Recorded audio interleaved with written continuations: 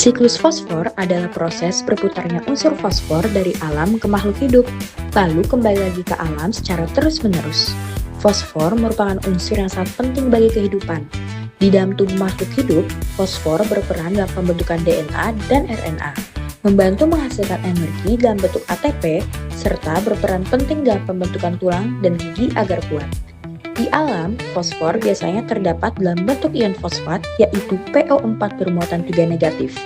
Bentuk inilah yang ada di tanah dan perairan, serta bisa diserap oleh tumbuhan. Siklus fosfor dimulai dari batuan.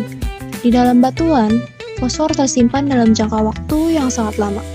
Karena pengaruh hujan, panas matahari, dan angin, batuan mengalami pelapukan. Proses ini melepaskan fosfat ke tanah dan perairan. Setelah berada di tanah, fosfat akan diserap oleh akar tumbuhan. Proses ini disebut asimilasi, yaitu ketika tumbuhan mengubah fosfor menjadi senyawa organik yang digunakan untuk pertumbuhan dan produksi energi. Kemudian, fosfor berpindah ke hewan dan manusia melalui rantai makanan, yaitu saat memakan tumbuhan atau hewan lain.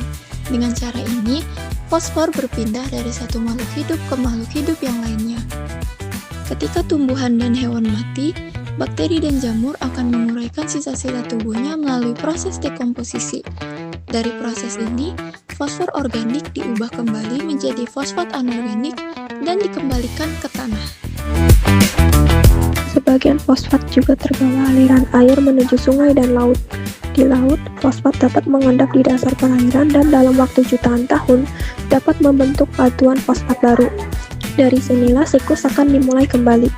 Siklus fosfor termasuk dalam siklus sedimen, karena sebagian besar fosfor tersimpan di batuan dan dasar laut.